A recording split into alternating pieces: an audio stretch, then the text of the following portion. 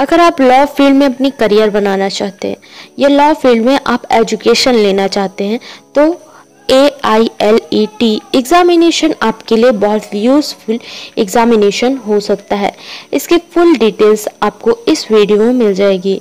इसका full form क्या है, इसकी क्वालिफिकेशन क्या है, एज लिमिट क्या है, एग्ज़ाम पैटर्न क्या है, एग्ज़ाम के सिलेबस किस तरीके से होंगे, इसकी पूरी इन्फॉर्मेशन आपको मिल जाएगी। चलो वीडियो स्टार्ट करते हैं और इस बारे में और अच्छे से इन्फॉर्मेशन लेते हैं। AILET एग्जामिनेशन का फुल फॉर्म क्या होता है? All India law entrance examination को कहा जाता है AILET, जो नेशनल लेवल का एग्जामिनेशन होता है, जो national law university of Delhi, जो अखिल भारतीय प्रवेश परीक्षा, यह एक राष्ट्रीय स्तर का प्रवेश परीक्षा है जिसमें 5 इयर्स का BBA लॉ ऑनर्स के लिए and LLB honours PhD graduation law के लिए आप इस सारी एग्जामिनेशन में प्रवेश करने के लिए यह करवाया जाता है, जो प्रत्येक वर्ष होता है। NLU दिल्ली द्वारा करवाया जाता है, जिसका फुल फॉर्म है national law university of Delhi, जो आयोजित किया जाता है हर वर्ष, जो एंट्रेंस एग्जामिनेशन होता है, जो करवाता है national law university of Delhi. National law university of Delhi जो BA LLB में लगभग 150 सीट है। 1 ईयर का LLM और PhD के लिए लगभग 30 सीट पाया जाता है। इसमें कंपटीशन एग्जाम के लिए एंड कंपटीशन में भाग लेने के लिए क्लैट से भी बहुत सारे स्टूडेंट इसमें पार्टिसिपेट करते हैं। क्वालिफिकेशन जान लेते हैं। BA LLB ऑनर्स में यह 5 इयर्स का प्रिपरेशन होता है।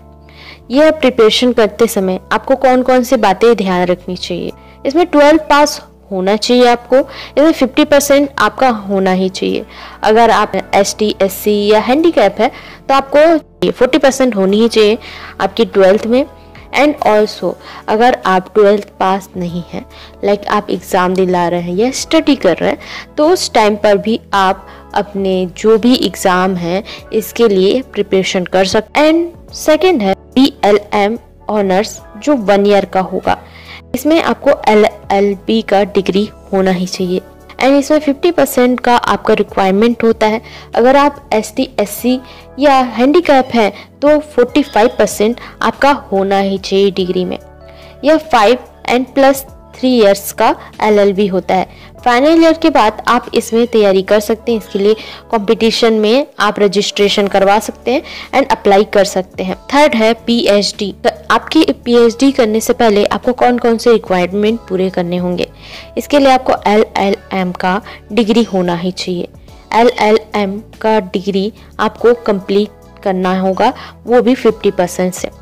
50% के बाद अगर आप इससे ज़्यादा होगा तो बहुत अच्छी बात है, बट आपका 50% आना चाहिए। बट इसमें कुछ छूट दी जाती है कुछ लोगों को। अगर आप ST SC और हैंडीकैप है तो आपको 50% से नीचे भी आपका कुछ होगा तो आप अप्लाई कर सकते हो, बट 45% के बाद आप अप्लाई नहीं कर सकते। इतनी आपकी तैयारी होनी चाहिए और आपके डिग्री में नंबर होने चाहिए। एज लिमिट समझ लेते हैं। अगर मैं कहूँ कि इसकी एज लिमिट कितनी होनी चाहिए तो इसमें कोई भी एज लिमिट पर्टिकुलर एज नहीं बताया गया है। मतलब कहा जाए तो यह एक नो एज लिमिट है, इसमें कोई भी एज लिमिट नहीं होता है। एग्ज़ाम पैटर्न एंड सिलेबस को समझ लेते हैं कि ये किस तरीके का एग्ज़ाम होता है। यह एक ऑफलाइन एग्ज़ाम है। इसमें लैंग्वेज कौन से होते हैं? आपको इसमें लैंग्वेज ओनली इंग्लिश दिया जाता है। आपको इंग्लिश में ही पेपर देना होगा और इसकी तैयारी करनी होगी। एंड इसमें नेगेटिव मार्किंग कितनी होती है? इसमें 1/4 नेगेटिव मार्किंग होती है। अगर देखा जाए तो 1 क्वेश्चन में आपको 1 मार्क मिलेगा, बट अगर आप एक रॉन्ग आंसर देते हो तो 0.5 पॉइंट आपका कटेगा। तो इससे आप अनुमान लगा सकते हो कि आपका कितना %। और यह नेगेटिव मार्किंग हर साल बदलती रहती है, बट एग्ज़ाम पैटर्न लगभग वही रहते हैं।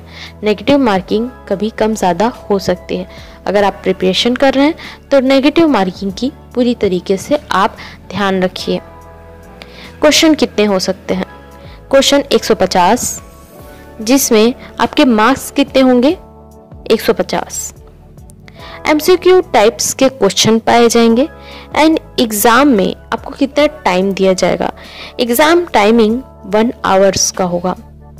अब 1 आवर्स के समय आपको ये ध्यान रखना है कि यह एक ऑफलाइन एग्ज़ाम है और इंग्लिश बेस्ड एग्ज़ाम है।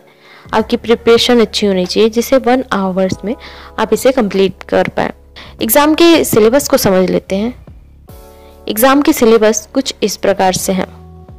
एग्ज़ाम के सिलेबस में आपको इंग्लिश लैंग्वेज, करेंट नॉलेज जिसे हम जीके कह सकते हैं, एंड करेंट अफेयर्स,